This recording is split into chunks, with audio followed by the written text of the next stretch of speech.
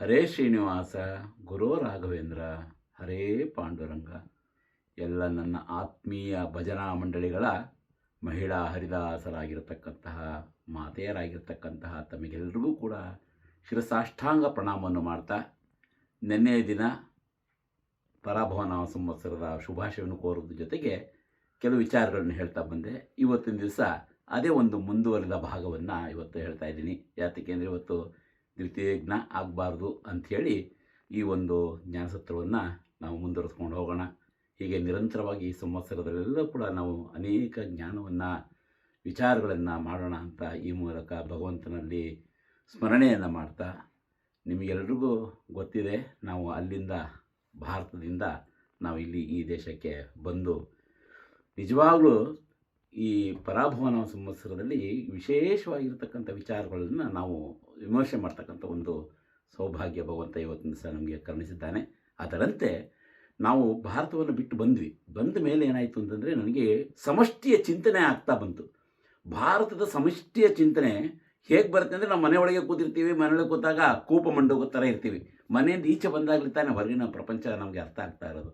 ಹಾಗಾಗಿ ಅಲ್ಲಿಂದ ಇಲ್ಲಿಗೆ ಬಂದಾಗ ನನಗೆ ಭಾರತದ ಸಮಷ್ಟಿ ಚಿಂತನೆ ನನಗೆ ಬರ್ತಾ ಬಂತು. ಅದರಂತೆ ಈ ದಕ್ಷಿಣ ಭಾಗದಲ್ಲಿ, ಭಾರತದ ದಕ್ಷಿಣ ಭಾಗದಲ್ಲಿ ತೆಗೆದುಕೊಂಡ್ರೆ ನಮ್ಮ ಕರ್ನಾಟಕ ರಾಜ್ಯ, ತಮಿಳು ಮತ್ತು ಕೇರಳ ಇವೆಲ್ಲ ತೆಗೆದುಕೊಂಡು ಹೋದಾಗ ದಕ್ಷಿಣ ಭಾರತಕ್ಕೆ ಅನೇಕ ದಾಸರು, ಅನೇಕ ಸಂತರು, ಅನೇಕ ಆಚಾರ್ಯತ್ರಿಯರು ಎಲ್ಲರೂ ಕೂಡ ಬಂದರು. ಅದರಲ್ಲಿ ಮಧ್ವಾಚಾರ್ಯರು, ಅದಕ್ಕೆ ಹಿಂದೆ ರಾಮಾನುಜಾಚಾರ್ಯರು, ಅದಕ್ಕೆ ಹಿಂದೆ ಸನಾತನ ಧರ್ಮವನ್ನು ಉಳಿಸ್ತಿರ್ತಕ್ಕಂಥವ್ರು ನಮ್ಮ ಆದಿ ಗುರು ಶಂಕರಾಚಾರ್ಯರು. ಈ ಸನಾತನ ಧರ್ಮವನ್ನು ಉಳಿಸ್ಕೊಂಡ್ಬಂದರು. ಇನ್ನು ಮಿಕ್ಕಿದ ಎಲ್ಲ ಆಚಾರ್ಯತ್ರಿಯರು ಇದನ್ನು ವೃದ್ಧಿಸ್ಕೊಂಡು ಮುಂದುವರಿಸ್ಕೊಂಡು ಬಂದರು. ಅದರಂತೆ ಸಾಧು ಸಂತರು ಕೂಡ ಇಲ್ಲಿ ಬಂದರು. ಹಾಗೆ ಹರಿದಾಸರಾಗಿ ಅನೇಕರು ಬಂದರು. ಹಾಗೆ ಯತಿಗಳಾಗಿ ವ್ಯಾಸರಾಜರು ಬಂದರು, ಪುರಂದರದಾಸರು, ಕನಕದಾಸರು, ಅನೇಕ ದಾಸವರೇಣ್ಯರು ದಕ್ಷಿಣ ಭಾಗಕ್ಕೆ ಬಂದರೆ ಇದಕ್ಕೆ ಆಧಾರವಾಗಿರೋದು ಯಾವುದಪ್ಪ ಅಂತಂದರೆ ನಮ್ಮ ಉಡುಪಿಯ ಶ್ರೀಕೃಷ್ಣ.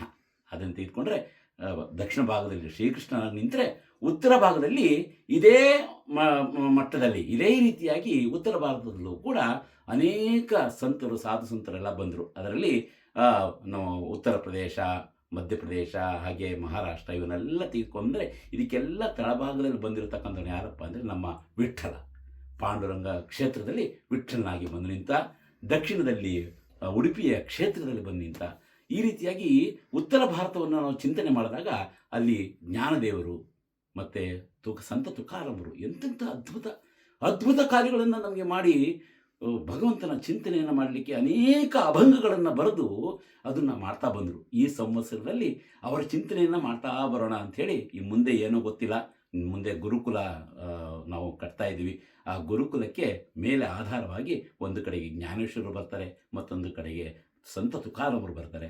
ಆ ಜ್ಞಾನೇಶ್ವರರ ಒಂದು ಆಧಾರವನ್ನು ತೆಗೆದುಕೊಂಡು ಜ್ಞಾನೇಶ್ವರಿಯನ್ನು ನಾವು ಅಧ್ಯಯನ ಮಾಡ್ತಾ ಬರೋಣ.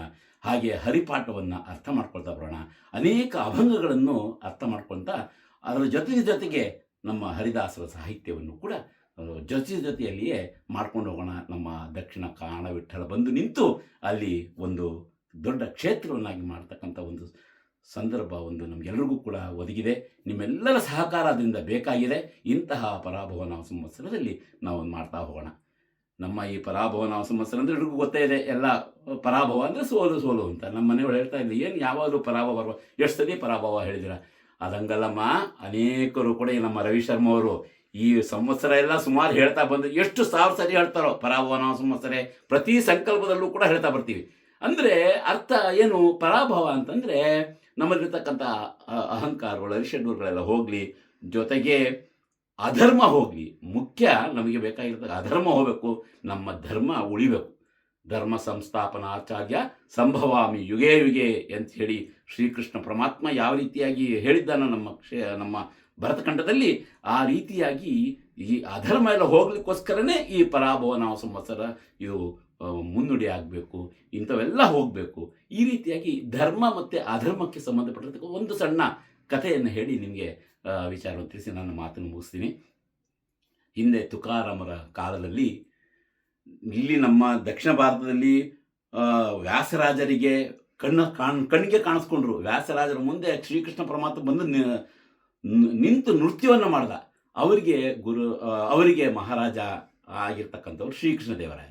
ಹಾಗೆ ಸಂತ ತುಕಾರಾಮರು ತೆಗೆದುಕೊಂಡ್ರೆ ಸಂತ ತುಕಾರಾಮರು ಸಾಕ್ಷಾತ್ತಾಗಿ ವಿಠ್ಠಲನನ್ನು ಕಂಡವರು.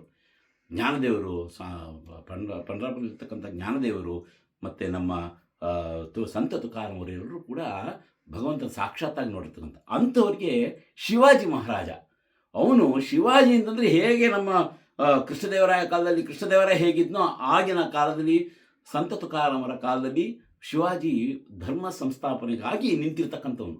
ಅಂತಹ ಶಿವಾಜಿ ಇವನಿಗೆ ಇವರು ಗುರು ಅಂದರೆ ನಮ್ಮ ಸಂತ ತುಕಾರಾಮರು ಗುರುಗಳ ಸ್ಥಾನವನ್ನು ಹೊಂದಿರ್ತಾರೆ. ಒಂದು ಸಾರಿ ಈ ನಮ್ಮ ಶಿವಾಜಿ ಏನು ಮಾಡ್ತಾನೆ ಅಂದರೆ ಧರ್ಮಪತ್ನಿಯ ಸಮೇತವಾಗಿ ನಮ್ಮ ಪಾಂಡುರಂಗನ ಕ್ಷೇತ್ರಕ್ಕೆ ಬರ್ತಾರೆ. ಅಲ್ಲಿ ಪಂಡ್ರಾಪುರದಲ್ಲಿ ಇವತ್ತು ನೋಡ್ತಾ ಇದ್ದೀವಿ ಆ ದೇವಸ್ಥಾನದೊಳಗೆ ಸಂಕೀರ್ತನೆ ನಡೀತಾ ಇರುತ್ತೆ. ಸಂತ ತುಕಾರಾಮರು ನಾಮ ಸಂಕೀರ್ತನೆ ಅಭಂಗಗಳನ್ನು ಹೇಳ್ತಾ ಇರ್ತಾರೆ. ಅಂತಹ ಒಂದು ಸಂದರ್ಭದಲ್ಲಿ ಈ ನಮ್ಮ ಶಿವಾಜಿ ಮಹಾರಾಜರು ಮತ್ತು ಇವರು ಬರ್ತಾರೆ. ಶಿವಾಜಿ ಮಹಾರಾಜರು ಅಂದರೆ ಧರ್ಮ ಸಂಸ್ಥಾಪನೆಗಾಗಿ ನಿಂತಿರ್ತಕ್ಕಂಥ ದೊಡ್ಡ ಮಹಾರಾಜರು. ಅಂಥ ಇಡೀ ಧರ್ಮವೇ ಬಂದಿದೆ, ಧರ್ಮಕ್ಷೇತ್ರ ಬಂದಿದೆ ಅಂತ ಭಾವನೆ ಮಾಡ್ಕೋಬೇಕು.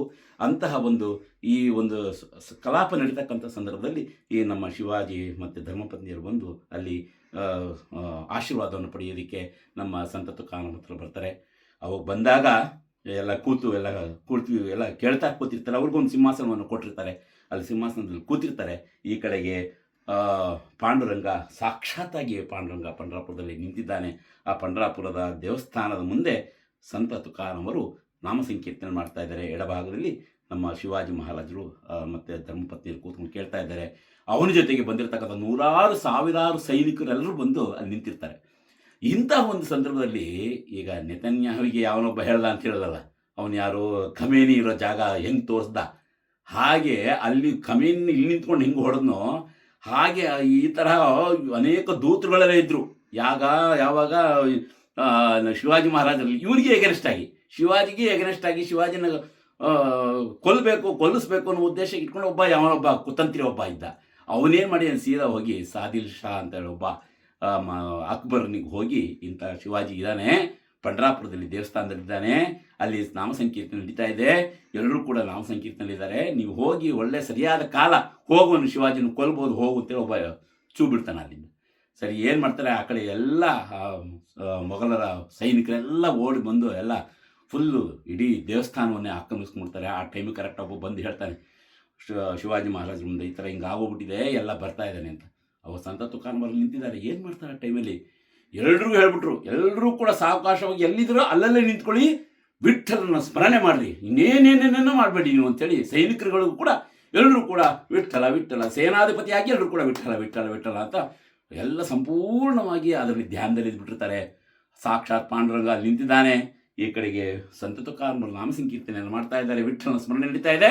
ದಡ ದಡ ದಡ ದಡ ಅಂತ ಎಲ್ಲ ಸೀದಾ ಹೊರಗಡೆಯಲ್ಲಿರ್ತಕ್ಕಂಥ ಎಲ್ಲ ಮೊಘಲರು ಬಂದು ಒಳಗಡೆ ದೇವಸ್ಥಾನದವ್ರು ಬಂದು ಎಲ್ಲರೂ ಸಾಯಿಸೋಕ್ಕೆ ಬಂದ್ಬಿಡೋದು. ಎಲ್ಲಿ ನೋಡಿ ಶಿವಾಜಿ ಎಲ್ಲಿದ್ದಾನೆ ಅಂಥೇಳಿ ಆ ಶಿವಾಜಿ ನೋಡೋಣ ಅಂತಲ್ಲ, ಶಿವಾಜಿ ಮುಂಚೆ ಹೇಳ್ತಾನೆ ಅವ್ನು ಹೆಂಗಿರ್ತಾರೆ, ಸೈನಿಕರುಗಳೇ ಹೇಳ್ಬಿಟ್ಟಿರ್ತಾನೆ, ಹಿಂಗಿರ್ತಾರೆ, ಟೋಪಿ ಹಾಕ್ಕೊಂಡಿರ್ತಾನೆ, ಅವನೇ ಶಿವಾಜಿ ಅವ್ನು ಹೊಡೀರಿ ಅಂತೇಳಿ ಸೇನಾಧಿಪತಿ ಎಲ್ಲ ಹೇಳ್ಕಳಿಸ್ಬಿಟ್ಟಿರ್ತಾನೆ ಮೊಘಲರ ಸೇನಾಧಿಪತಿಗೆ. ಅವನು ಹುಡುಕ್ತಾ ಬಂದು ನೋಡ್ತಾನೆ, ಈ ಕಡೆ ನಾಮ ಸಂಕೀರ್ತನೆ ನಡೀತಾ ಇದೆ, ಆ ಕಡೆ ಪಾಂಡುರಂಗ ಇದ್ದಾನೆ ನಿಂತಿದ್ದಾನೆ, ಈ ಕಡೆ ಇಲ್ಲಿ. ಈ ಥರ ಒಂದು ಸಂದರ್ಭ ಬಂದಾಗ ಎಲ್ಲ ಒಳಗಡೆಗೆ ಬಂದು ಸೈನಿಕರು ಬಂದು ಅಟ್ಯಾಕ್ ಮಾಡೋಣ ಅಂತ ಬಂದು ನೋಡ್ತಾರೆ. ಅವರಲ್ಲಿ ಏನಾಗ್ಬಿಟ್ಟಿದೆ, ಈ ನಮ್ಮ ಶಿವಾಜಿಯ ಸೈನಿಕರೆಲ್ಲರೂ ಕೂಡ ಭಜನೆ ಮಾಡ್ತಾ ಕೂತಿದ್ದಾರೆ, ಕಣ್ಣು ಮುಚ್ಚಿಬಿಟ್ಟಿದ್ದಾರೆ. ಯಾರು ಕಣ್ಣು ಬಿಡಬೇಡಿ ಅಂತ ಹೇಳ್ಬಿಟ್ಟಿದ್ರ ಮುಂಚೆನೇ ಸಂತ ತುಕಾರಾಮರು ಹೇಳ್ಬಿಟ್ಟಿದ್ರು, ಯಾರು ಕೂಡ ಕಣ್ಣು ಬಿಡಿ, ಕಣ್ಣು ಮುಚ್ಕೊಂಡು ಭಜನೆ ಮಾಡ್ತಾ ಬನ್ನಿ ಅಂತ.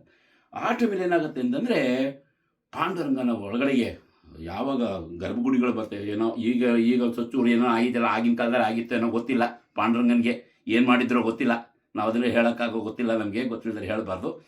ಆ ಟೈಮಲ್ಲಿ ಪಾಂಡುರಂಗ ಬಂದು ಹೊರಗಡೆ ಬಂದು ಪ್ರತ್ಯಕ್ಷ ಆಗಿ ಅವರವರಲ್ಲೇ ಶಿವಾಜಿ ರೂಪದಲ್ಲಿ ಕಾಣೋ ಥರ ಮಾಡ್ಬಿಟ್ರು. ಅವನ ಸೈನಿಕರೇ ಅವನ ಫ್ರೆಂಡೇ ಶಿವಾಜಿ ಥರ ಕಾಣಕ್ಕೆ ಏನಾಯ್ತು ಅಂದರೆ ಅವರವರೇ ಶಿವಾಜಿ ಥರ ಕಂಡು ಅವರವರೇ ಕೊಂಡ್ಕೊಂಡು ಎಲ್ಲ ಕೊಲ್ಲಲ್ಪಟ್ಟರು, ಅವರವರೇ ಕೊಂದ್ಕೊಂಡ್ಬಿಟ್ರು, ಒಬ್ರಿಗಿಂತ ಒಬ್ಬರು ಸಾಯಿಸಿಬಿಟ್ರು, ಒಬ್ಬರು ಸಾಯಿಸಿ ಎಲ್ಲ ಅಲ್ಲಲ್ಲೇ ನಿರ್ಮಾಣ ಆಗೋಯ್ತು. ಅಂದರೆ ನಾವು ಹಳೆ ಕಾಲದಲ್ಲಿ ಅಲ್ಲಿ ನೋಡೋದು ರಾಮ, ಇಲ್ಲಿ ನೋಡೋದು ರಾಮ ಅಂತ ಹೇಳ್ತಾರೆ. ಎಲ್ಲ ರಾಮ ಅಂದರೆ ಧರ್ಮವೇ ಶ್ರೀಕೃಷ್ಣ ಪರಮಾತ್ಮ ಸಂರಕ್ಷಣೆಗಾಗಿ ಬಂದಿರತಕ್ಕಂಥವನು. ಅಂತಹ ಸಂದರ್ಭದಲ್ಲಿ ಧರ್ಮ ಉಳಿತು, ಅಧರ್ಮ ಹೋಯಿತು. ಅದರಿಂದ ಈ ಅಧರ್ಮ ಹೋಗ್ಲಿಕ್ಕೋಸ್ಕರ ಪರಾಭವನ ಸಂವತ್ಸರ. ಅದಕ್ಕೆ ಈ ಒಂದು ಚಿಂತನೆಯನ್ನು ಮಾಡಬೇಕೇನಪ್ಪ ಅಂದರೆ, ಪ್ರತಿ ನಾವು ಸಂಕಲ್ಪದ ಸಾವಿರಾರು ಸತಿ ಹೇಳ್ತಾ ಇದ್ದಾಗಲೂ ಕೂಡ ಈ ಪರಾಭವ ಆಗಬೇಕು, ಅಧರ್ಮ ಹೋಗಬೇಕು, ಅಧರ್ಮ ಹೋಗಿ ಧರ್ಮ ಉಳ್ಕೊಳ್ಬೇಕು. ಆ ಕಾರಣಕ್ಕೇ ಇವತ್ತಿನ ದಿವಸ ನಮ್ಮ ದೇಶ, ಭಾರತ ದೇಶ ಬಹಳ ಅದ್ಭುತವಾಗಿರ್ತಕ್ಕಂಥ ಒಂದು ಸಂದರ್ಭ ಇವತ್ತಿನ ದಿವಸ ಬಂದಿದೆ. ನಮ್ಮ ಧರ್ಮ ರಕ್ಷಣೆಗಾಗಿ ನಮ್ಮನ್ನು ಕಾಪಾಡ್ತಾನೆ ಭಗವಂತ. ಅದಕ್ಕೆ ಯಾವ ತಂಟಿಗೂ ಹೋಗದೆ, ಯಾವುದೇನೂ ಆಗದೇನೆ ಆರಾಮಾಗಿದ್ದೇವೆ, ಸುಭೀಕ್ಷವಾಗಿದ್ದೇವೆ. ಎಲ್ಲರೂ ಕೂಡ ಭಗವಂತ ಈ ರೂಪದಲ್ಲಿ ನಮ್ಮನ್ನೆಲ್ಲ ಕಾಪಾಡಲಿ, ನಮಗೆ ಸುಖ ಶಾಂತಿ ನೆಲೆಸಲಿ. ಎಲ್ಲರೂ ಸರ್ವೇ ಜನ ಸುಖಿನೋ ಭವಂತು, ಸಮಸ್ತ ಸನ್ಮಂಗಲಾನಿ ಭವಂತು ಅಂತ ಏನು ಹೇಳ್ತೀವಿ, ಎಲ್ಲ ಜನರು ಕೂಡ ಸುಖವಾಗಿ ನೆಮ್ಮದಿಯಾಗಿ ಬಾಳಲಿ ಅಂತ ಈ ಮೂಲಕ ಹೇಳ್ತಾ, ಇಂತಹ ಒಂದು ಸಂವತ್ಸರದ 2ನೇ ದಿನ ಆಗಿರತಕ್ಕಂಥ ದ್ವಿತೀಯ ಯಜ್ಞ ಆಗಬಾರ್ದು ಅಂಥೇಳಿ ಈ ರೀತಿ ಹೇಳ್ತಾ, ಹಾಗೆ ನನ್ನ ಗುರುಗಳಾದಂಥ ಶ್ರೀ ಅಪರ್ಣಾಚಾರ್ಯರಿಗೆ ಶಿರಸಾಷ್ಟಾಂಗ ಪ್ರಣಾಮವನ್ನು ಮಾಡ್ತಾ, ಇಂಥ ಉದ್ಧಾರ ಮಾಡಿರೋರು ನಮ್ಮ ಗುರುಗಳು ಅಪರ್ಣಾಚಾರ್ಯರು. ಅವರು ನಿಮ್ಮ ಮುಂದೆ ನಿಂತು 4 ಮಾತಾಡಲಿಕ್ಕೆ ಒಂದು ಅವಕಾಶ ಮಾಡಲಿಕ್ಕೆ ಒಂದು ವೇದಿಕೆಯನ್ನು ಕಲ್ಪಿಸಿಕೊಟ್ಟಿದ್ದಾರೆ. ಅವರಿಗೂ ಕೂಡ ಸಾಷ್ಟಾಂಗ ಪ್ರಣಾಮ ಮಾಡ್ತಾ, ಹರೇ ಶ್ರೀನಿವಾಸ, ಗುರೋ ರಾಘವೇಂದ್ರ, ಹರೇ ಪಾಂಡುರಂಗ.